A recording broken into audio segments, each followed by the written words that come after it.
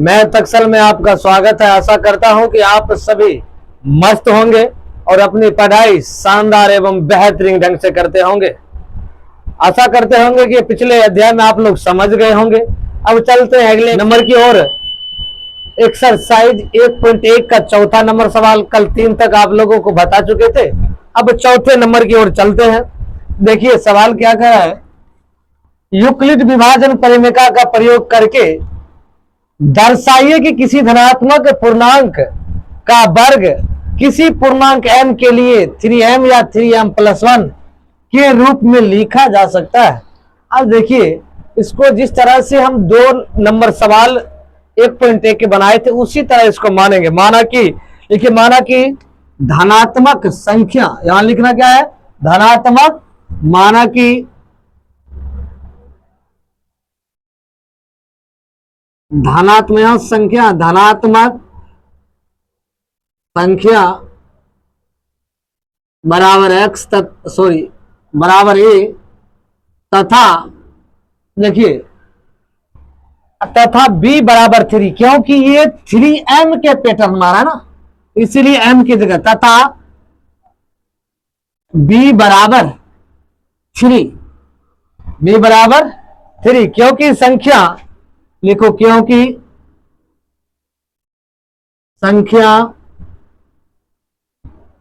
3m या 3m+1 3m या 3m+1 के रूप का है,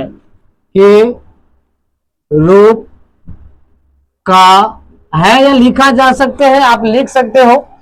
अब देखिए इसको मानना पड़ेगा, वही मानेंगे जिस तरह से कल माने थे कि जब r बराबर, लिख सकते हैं आप, लिखिए जब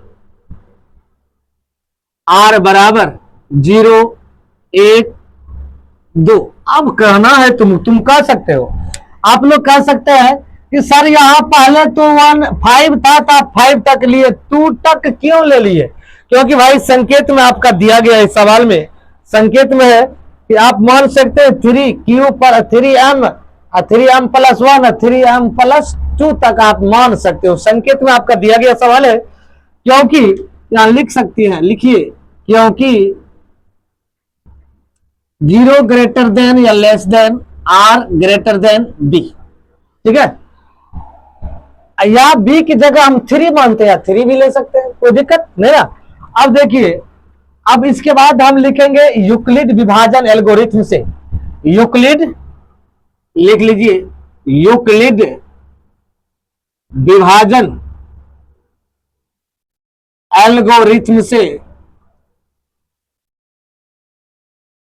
देखिए एक चीज और ध्यान देना है, सवाल में कह रहा है कि दर्शाइए किसी धनात्मक पूर्णांक का वर्ग भी करना है। वर्ग करोगे तभी आंसर आएगा। भाई सिद्ध करने वाले हैं, इसका वर्ग करना पड़ेगा, वर्ग करेंगे इसका। लिखिए जब r बराबर क्या लिख सकते हो, 0, तो लिख दीजिए, लिखिए तब a बराबर bq+r। आप तो ये जानते हैं a बराबर bq+r यदि आप लिखते हो तो r का मान आपका कितना भाई, 0 है ना। a बराबर 3q q के पैटर्न में है हम, क्योंकि b बराबर 3 माने हैं, q के पैटर्न में ले जा रहे हैं। यहाँ m की पैटर्न में सवाल को मांग रहा है, लेकिन हम q के पैटर्न में ले रहे हैं, क्योंकि माने देखिए a बराबर b, q फार्मूला होता है यूक्लिड विभाजन से bq+3, a बराबर bq+r, तो हम 3 की जगह 3 q, r की जगह भाई हम लेंगे 0। चलिए a बराबर आप लिख सकते हो 3q। अब बोलेगा सर अब क्या करना है, अब क्या करना है, कुछ नहीं करना है। अब दोनों क्या कीजिए, दोनों तरफ वर्ग कर दीजिए, ठीक है, दोनों तरफ वर्ग कर दोगे, लिख लीजिए दोनों तरफ,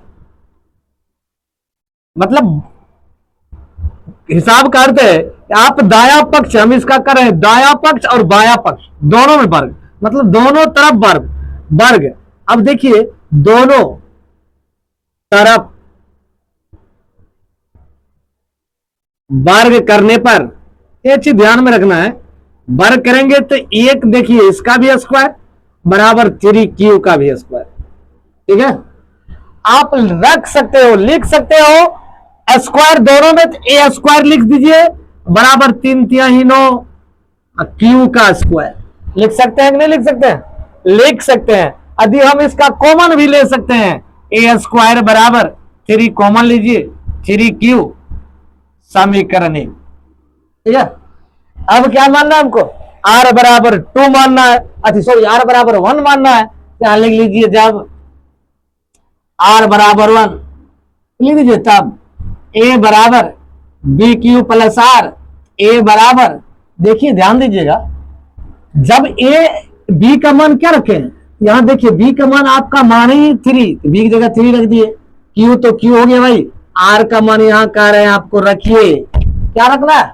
1 रखना है। A बराबर BQ प्लस R होता है युग्म विभाजन के फॉर्मूला से, तब यह के A बराबर B की जगह क्या माने भाई, यहां देखिए B बराबर 3 माने हैं, 3 माने हैं, तो अब A बराबर BQ प्लस 3। अब देखो BQ प्लस R, अब देखिए ये बराबर BQ प्लस जो 1 है, R का मान 1 रखे हैं, B का मान कितना है 3 रखे हैं, 3Q हो गया। देखिए अब इसको करना क्या है, अब दोनों तरफ वर्ग करो।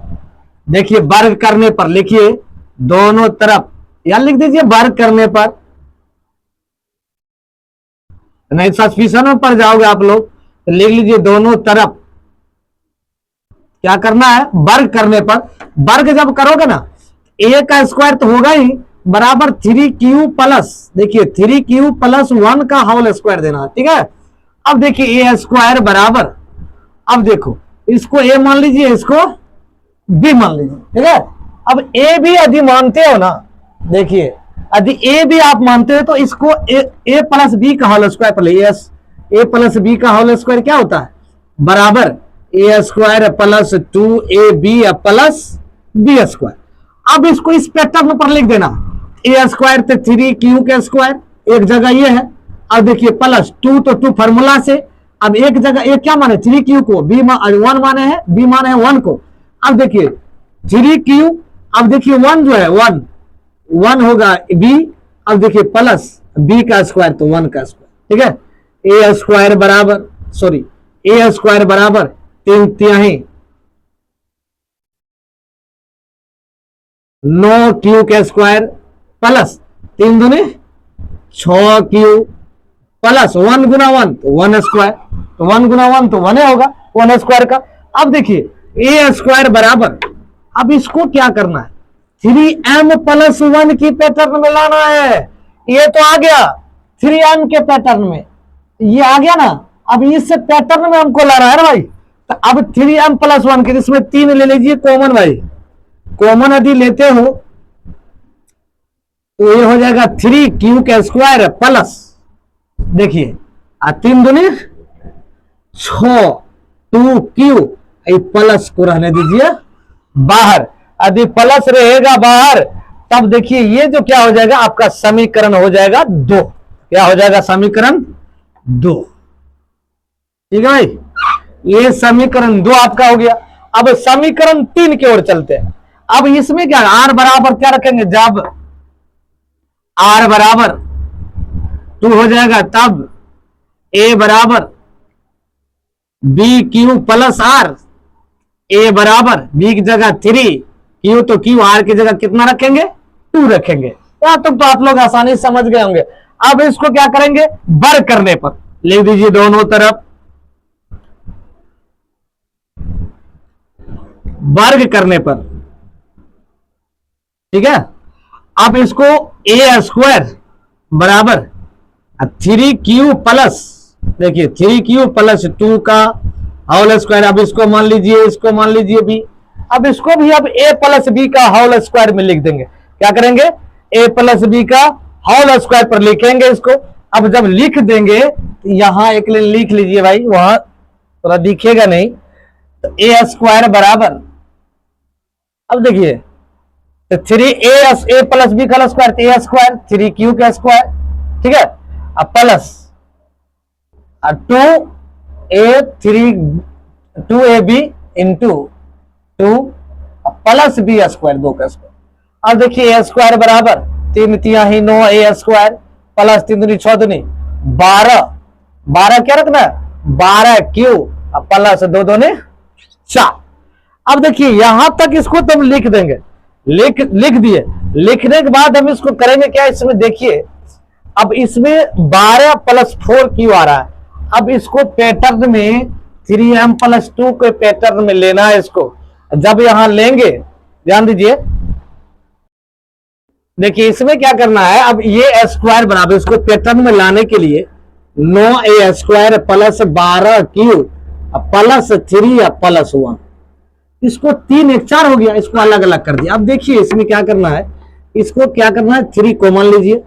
3 यदि कॉमन लेते हो तो ये जो Q है, ये जो Q है ये हो जाएगा 3Q का स्क्वायर प्लस 4Q प्लस ये 3 जब निकल जाएगा तो ये हो जाएगा कितना, 1 हो जाएगा। होगा कि नहीं होगा? जब यहां हो जाएगा तो अब हम क्या कर रहे हैं, समीकरण इसको क्या मान लेंगे, 3 मान लेंगे। तो लिख देंगे समीकरण एक M S को M बराबर क्या लिखना है, क्या निकला है समीकरण एक, देखिए 3Q स्क्वायर निकला कि नहीं निकला, यहां सॉरी यहां Q स्क्वायर होगा, हाँ Q स्क्वायर होगा, तो यहां 3Q स्क्वायर।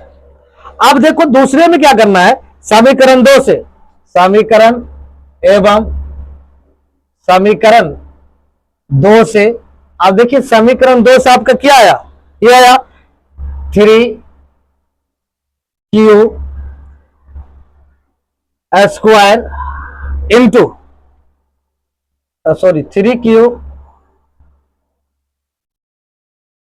3 यहां जो लिए हैं 3Q square plus 2Q plus 1 तथा ऐसे लिखिए समीकरण 3 से, समीकरण 3 में क्या हो गया, समीकरण 3 से 3Q square plus 4Q plus 1 बराबर M आ गया, सबका M बराबर निकल गया। तो अब जब M बराबर निकल गया तो अब क्या लिखोगे, रूप का हो सकता है, तब क्या लिखोगे, रूप का हो सकता है, यहां तक तो लिख दिए। अब यहां तब स्पष्ट है कि 3M क्या लिखोगे, धनात्मक पूर्णांक